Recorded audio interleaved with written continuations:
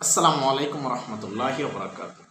সুপ্রিয় বন্ধুরা, আপনারা যারা ষষ্ঠ গণবিজ্ঞপ্তিতে আবেদন করেছেন, আপনারা সবাই ইতিমধ্যে অবগত হয়েছেন আপনাদের ষষ্ঠ গণবিজ্ঞপ্তির ফলাফল কবে প্রকাশিত হবে। অর্থাৎ আপনারা কিন্তু জানতে পেরেছেন যে এনটিআরসি চেয়ারম্যান তিনি বলেছেন যে আপনাদের ষষ্ঠ গণবিজ্ঞপ্তির ফলাফলের কার্যক্রম ইতিমধ্যে এনটিআরসি সম্পন্ন করেছে। কবে প্রকাশিত হবে এবং প্রকাশিত হওয়ার পর আপনাদের করণীয় কী থাকবে সে বিষয়ে আজকের ভিডিও আলোচনা করা হবে। আপনারা যারা নতুন আছেন চ্যানেলটি সাবস্ক্রাইব করে আমাদের সাথে থাকুন। সুপ্রিয় বন্ধুরা, আমরা প্রথমত আলোচনা করব সেটা হচ্ছে এনটিআরসি যখন আপনাদেরকে সুপারিশ করবে, অর্থাৎ প্রাথমিক সুপারিশ করুক আর চূড়ান্ত সুপারিশ করুক, আপনাদের প্রথম করণীয় কাজ কী থাকবে, অর্থাৎ সুপারিশ প্রাপ্ত হলে আপনারা কি কাজ করবেন এবং পরবর্তী ধাপে আলোচনা থাকবে আমাদের যে কবে ফলাফল প্রকাশ হবে। প্রথমত হচ্ছে আপনি সুপারিশ প্রাপ্ত হলে আপনাকে একটা রেকমেন্ডেশন লেটার দেওয়া হবে। এটা এনটিআরসি আপনাকে দিবে। তাহলে এটা কোথায় পাবেন? এটি হচ্ছে আপনার ইউজার আইডি এবং পাসওয়ার্ড যেটা আছে ওইটা দিয়ে আপনার যে প্রোফাইল আছে এনটিআরসিতে, ওই প্রোফাইলের থেকে আপনি এটি সুপারিশপত্রটি ডাউনলোড করবেন এবং ডাউনলোড করে প্রিন্ট করে নেবেন। কিন্তু অনেকে ডাউনলোড করে রেখে দেয় বা ডাউনলোড করে স্ক্রিনশট দেন, এটা আপনি ডাউনলোড করে প্রিন্ট করে নেবেন। এরপর যে কাজটা থাকবে, আপনার প্রয়োজনীয় ব্যক্তিগত কিছু কাগজপত্র আপনাকে রেডি করতে হবে।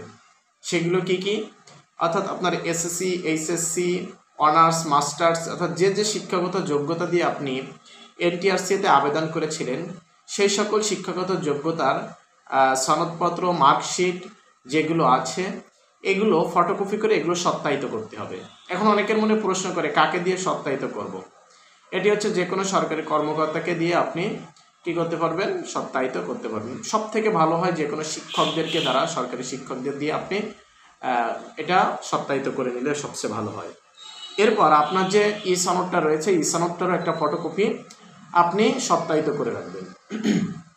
এরপরে আরেকটা যে বিষয় থাকবে, আপনার যে জাতীয় পরিচয়পত্র থাকবে, এই জাতীয় পরিচয়পত্রটাও আপনারা সত্যায়িত করে রাখবেন। এখন অনেকের এখানেও আরেকটা প্রশ্ন থাকে, স্যার আমাদের জাতীয় পরিচয়পত্র দিয়ে যখন আবেদন করেছিলাম তখন আমার অ্যানালগ জাতীয় পরিচয়পত্রটা ছিল, এখন স্মার্ট কার্ড যেটা এটা এখানে 10টা নাম্বার আর ওইখানে 17টা নাম্বার। আপনার যে কোনো একটা দিলেই হবে। আপনার ওই 17টা নাম্বার দিয়ে সার্চ করলে আপনার বায়োডাটা চলে আসবে, 10টা নাম্বার দিয়ে সার্চ করলে আপনার বায়োডাটা সব চলে আসবে। এটা নিয়ে কোনো সমস্যা হবে না। এবং সদ্য তোলা পাসপোর্ট সাইজের 1 কপি ছবি থাকতে হবে, রঙিন ছবি থাকতে হবে। এরপরে আপনার এই কাগজপত্রগুলো নিয়ে আপনি আপনার প্রতিষ্ঠানের সাথে সাক্ষাৎ করবেন এবং প্রতিষ্ঠান প্রধানের নিকট উপরোক্ত কাগজগুলো সংযুক্ত করে আপনি যেই প্রতিষ্ঠানে সুপারিশপ্রাপ্ত হয়েছেন সেই প্রতিষ্ঠান প্রধানের নিকট নিয়োগপত্র প্রাপ্তির জন্য আপনি আবেদন করবেন। আবেদনের জন্য একটা চিঠি লিখতে হবে। এই চিঠিটা যাদের লাগবে কমেন্ট বক্সে জানাবেন, ইনশাল্লাহ আমি আপনাদেরকে দেওয়ার চেষ্টা করব।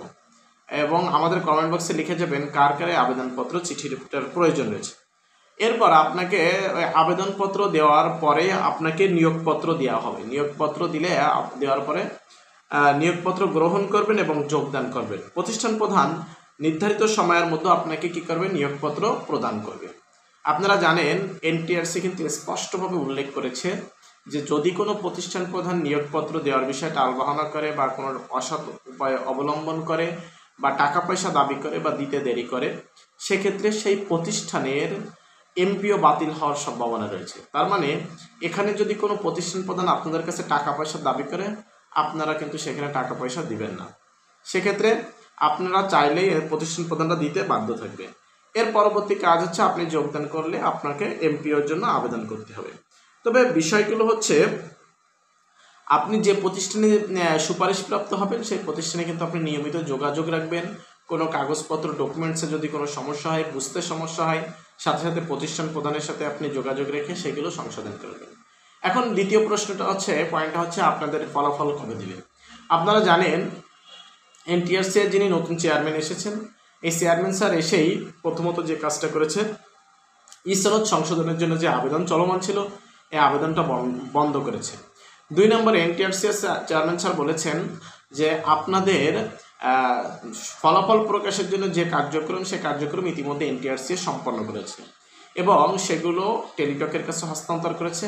টেলিটক এগুলো বিভাগ ভিত্তিক যাচাই মানে সাজিয়ে এনটিআরসি এর সাথে সমন্বয় করে এটা প্রকাশ করবে। এনটিআরসি চেয়ারম্যান স্যারের কাছে দি ডেইলি ক্যাম্পাসের যিনি সাংবাদিক ছিলেন তিনি জিজ্ঞেস করেছিলেন কবে নাগাদ এই ফলাফলটা প্রকাশ হতে পারে। তিনি স্পষ্টভাবে জানিয়েছেন এখনো 1 সপ্তাহ সময়। তার মানে আমরা যদি ধরে নিই এই চলতি সপ্তাহে যদি আপনাদের 1 সপ্তাহ ধরা হয়, তার মানে এই সপ্তাহ অর্থাৎ আগামী এই যে শনিবার থেকে বৃহস্পতিবারের ভিতরে আপনাদের ফলাফল প্রকাশ হওয়ার সম্ভাবনা নাই। সেক্ষেত্রে শুক্রবার বন্ধ থাকবে, শনিবার বন্ধ থাকবে, রবিবার থেকে অর্থাৎ এই সপ্তাহের পরবর্তী সপ্তাহ অর্থাৎ 17 তারিখ থেকে শুরু করে বৃহস্পতিবার পর্যন্ত, হয়তো রবিবার থেকে বৃহস্পতিবার পর্যন্ত এর ভিতরেই আপনাদের ফলাফল প্রকাশ হয়ে যাবে ইনশাল্লাহ। তো কারা কারা আপনারা যারা এই ফলাফলের অপেক্ষায় আছেন, আল্লাহ তাআলা যেন আপনাদের সবার একটা উত্তম রিজিকের ব্যবস্থা করে দিক এবং আল্লাহ তাআলা আপনাদেরকে আরও ধৈর্য ধারণ করার তৌফিক দিক এবং আরও সহনশীল আচরণ আপনাদের কাছ থেকে আগামীর প্রজন্ম আশা করে। আপনারা সহনশীলতা এবং ধৈর্যের পরীক্ষা দিয়েছেন, ইনশাল্লাহ আর অল্প কিছুদিন আপনারা এই ধৈর্য ধারণ করে সামনের দিকে অগ্রসর হবেন। আপনাদেরকে আল্লাহ তাআলা উত্তম রিজিকের ব্যবস্থা করে দিক এবং সবার জন্য মুখে হাসি ফুটুক এই কামনা করি। এর বাইরে যদি কারো কোনো প্রশ্ন থাকে আমাদের কমেন্ট বক্সে জানাবেন, ইনশাল্লাহ আমরা উত্তর দেওয়ার চেষ্টা করব। আমরা সরাসরি আপনাদের কমেন্ট বক্সের উত্তর দিই, আমাদের হোয়াটসঅ্যাপে যদি কেউ মেসেজ দেন মেসেজের উত্তর দিই, কেউ সরাসরি কল করলেও আমরা উত্তর দেওয়ার চেষ্টা করি। যার যত প্রশ্ন আছে আমাদের কমেন্ট বক্সে জানান। যারা নতুন আছেন চ্যানেলটি সাবস্ক্রাইব করবে, সাথে থাকবেন সকল চাকরি পরীক্ষার আপডেট তথ্য পেতে। আল্লাহ হাফেজ।